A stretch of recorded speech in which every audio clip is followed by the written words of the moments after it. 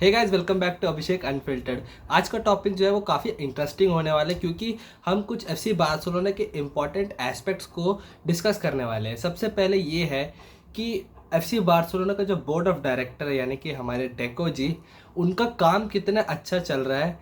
क्योंकि उनके हिसाब से उनका काम ये था कि एफसी बार्सिलोना को वो एक कॉम्पिटिटिव स्क्वाड बना करके दें। तो अगर इस सीज़न जो ट्रांसफ़र विंडो शुरू हुआ था उसके स्टार्टिंग में देखा जाए तो चीज़ें काफ़ी स्मूथली चल रही थी क्योंकि हमने ऑलमोस्ट निको विलियम्स की साइनिंग को कंप्लीट कर लिया था। सारे फैंस जो थे वो बहुत ज़्यादा खुश थे, काफ़ी ज़्यादा एक्साइटेड थे Nico Williams and Lamine Yamal के उस डुओ को वापस से देखने के लिए क्लब लेवल पे। बट वो हो नहीं पाया क्योंकि निको विलियम्स ने अपने कॉन्ट्रैक्ट को एक्सटेंड कर लिया एथलेटिक क्लब के साथ। तो क्या यहाँ पे स्पोर्टिंग डायरेक्टर का भी फेलियर है? क्योंकि एक प्लेयर को साइन करने में, उसको कन्विंस करने में और उसको अपने क्लब में लाने के लिए स्पोर्टिंग डायरेक्टर्स का काफ़ी इंपॉर्टेंट रोल होता है। तो क्या यहाँ पे डेको की भी गलती थोड़ी सी मान सकते हैं कि निको विलियम्स वाला जो ट्रांसफ़र था वो फेल हो गया? एंड अगेन, क्यों ला मसिया के प्लेयर जो है वो compete करने के बजाय फर्स्ट टीम में जगह पाने के लिए वो क्लब छोड़ के जा रहे हैं? जैसे कि नोआ डार्विच हो गया जो कि one of the most exciting midfielders youngsters में आ रहा था, जो कि इसका बहुत नाम था पिछले सीजन में जब एफसी बार्सिलोना उसको साइन किया था।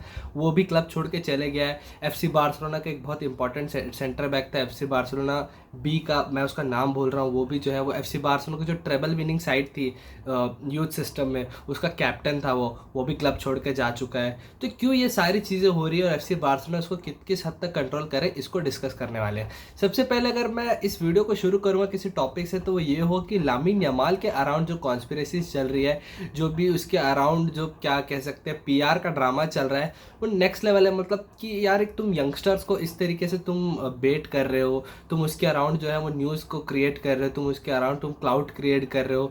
जो इन्फ्लुएंसर्स है उससे क्लाउड बना के अपना फेम पाने के लिए लोग कुछ भी हरकत कर रहे हैं। यार वो एक यंगस्टर है, वो टीनेज वाला बच्चा है यार। उसको अभी अपने फेम को भी समझने जितना माइंड नहीं है उसको, वो सारी चीज़ें वो धीरे धीरे सीखेगा।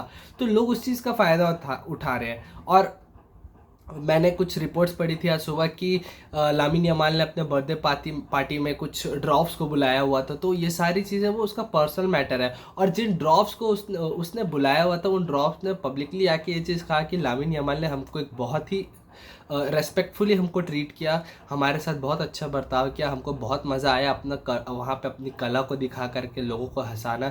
वहाँ पे कल्चर है, यूरोप में कल्चर है, अगर तुम लोगों को नहीं मालूम होगा तो ड्रॉप्स को बुलाया जाता है पार्टीज़ में, इवेंट्स में। वहाँ बहुत सारी चीज़ें करते हैं जैसे मैजिक ट्रिक्स दिखाना, डांसेस करना, कॉमेडी करना, फलाना ढिमकाना, बहुत सारी चीज़ें करते हैं। तो ये सारी चीज़ों के लिए भी लामिन यमाल ने उन लोगों को बुलाया। उन लोगों ने कहा कि हमको बहुत रेस्पेक्टफुली ट्रीट किया गया, हमको बहुत सारे मतलब हमें किसी भी चीज़ की कमी नहीं होने दी। और सबसे बड़ी बात, उसने हमें एक नॉर्मल ह्यूमन बीइंग जैसे ट्रीट किया और हमको एक प्रोफेशनल की तरह ट्रीट किया। तो ये सारी चीज़ें जो है वो शो करती कि क्यों लोग उसके अराउंड इतने सारे क्लाउड बनाए रहे। This is not healthy.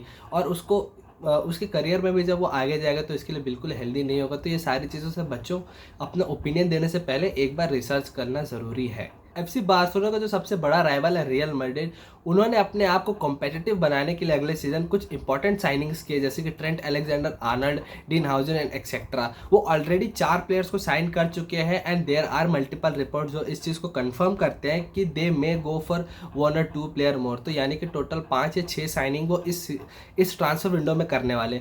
तो मेरा कहना यह है कि तुम एफसी बार्सिलोना इसके काउंटर में क्या कर रही है? क्योंकि एफसी बार्सिलोना की स्टिल जो एक उनका क्राइटेरिया है कि यहाँ पे उनको ये सारी साइनिंग्स करनी है, तो वहाँ पे एफसी बार्सिलोना की तरफ से कोई न्यूज़ नहीं आ रही। क्योंकि एफसी बार्सिलोना का सबसे बड़ा जो नीड था वो था कि उनके गोलकीपर के प्रॉब्लम को उनको सोल्यूशन निकालना था, और उन्होंने किया।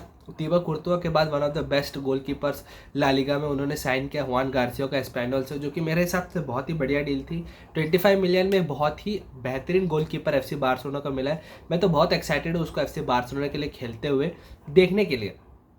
एंड जो एफसी बार्सिलोना की सबसे बड़ी नीड है वो है अलेहांद्रो बाल्डे का एक बहुत ही अच्छा रिप्लेसमेंट ढूंढना, यानी कि उसके लिए एक बैकअप ढूंढना। क्योंकि अगर देखा जाए तो चीज़ें आखिर अराउंड आके वही रिवॉल्व हो रही है, क्योंकि पिछले सीजन भी चैंपियंस लीग फाइनल के एकदम क्लोज आते हुए भी एफसी बार्सिलोना अगर कहीं ना कहीं हारी है तो वो लेफ्ट बैक के प्रॉब्लम को रिजॉल्व ना कर पाने की वजह से हारी है, क्योंकि वहाँ पे एलेक्स बाल्डे के इंजर्ड होने की वजह से जेरार्ड मार्टिन उस वॉइड को फिल नहीं कर पाया। हाँ, अगेन उसने इंपॉर्टेंट असिस्ट दिए, पर डिफेंसिवली जहाँ पे उस एरर को कम किया जा सकता था या फिर उस एरर को एलिमिनेट किया जा सकता था, वहाँ पे जेरार्ड मार्टिन उस चीज़ को नहीं कर पाने की वजह से इवेंचुअली एफसी बार्सिलोना को वो मैच हारना पड़ेगा।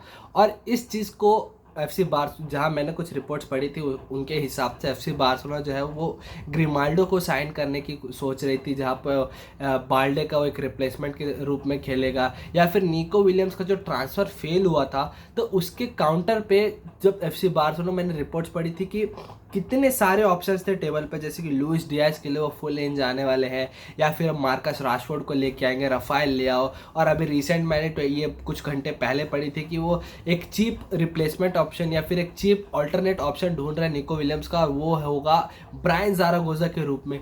तो यार ब्रायन ज़ारागोजा एक चीप ऑप्शन ज़रूर होगा निको विलियम्स के ऑल्टरनेट पे, बट क्या वो उस लेवल पे परफॉर्म कर पाएगा? क्योंकि लास्ट सीजन अगर उसका स्टैट देखें तो उसने पूरे सीजन में सिर्फ 1 गोल और 6 असिस्ट दिए हुए हैं।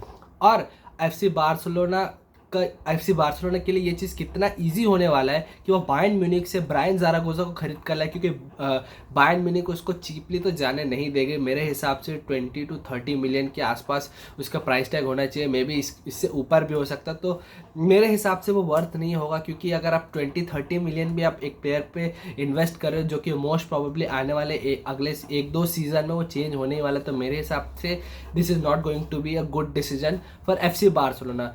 मेरे हिसाब से अगर देखा जाए तो उस पर्टिकुलर पोजीशन में खेलने के लिए मार्कस राशफोर्ड जो है वो बहुत ही सूटेबल जो ऑप्शन होगा, क्योंकि Rashford being a very versatile player, जो कि वो फॉरवर्ड 3 पोजीशन में कहीं भी आराम से खेल सकता है, चाहे वो लेफ्ट पे हो, चाहे वो सेंटर पे हो, चाहे वो राइट फ्लैंक पे हो, वो सभी पोजीशन में बहुत ही अच्छे से खेल सकता है। क्योंकि अगर आने वाले समय में लामिन यामाल को किसी गेम में रेस्ट या फिर उसको इंजरी होती है तो उसको भी रिप्लेसमेंट का काम कर सकता है, लेवांडोस्की को भी रिप्लेस कर सकता है वो स्ट्राइकर के पोजीशन पे, या फिर वो अपने लेफ्ट विंग पे चाहे वो राफिनिया को रिप्लेस करना हो, चाहे वो फरहान टोरेस को रिप्लेस करना हो, मार्कस राशफोर्ड, इन सारे क्वेश्चन का एक बहुत ही अच्छा ऑप्शन होगा। अगर एफसी बार्सिलोना उसको लोन पे लेती है with the option to buy for 30-35 millions, अगर एफसी बार्सिलोना ये देखिए कि throughout the season Rashford कैसा बिहेव करता है, कैसा टेम्परामेंट दिखाता है, कैसे माइंडसेट दिखाता है, वर्क एथिक कैसा दिखाता है, उसकी ऑफ द फील्ड उसका बिहेवियर कैसा है, उसकी लाइफस्टाइल कैसी है,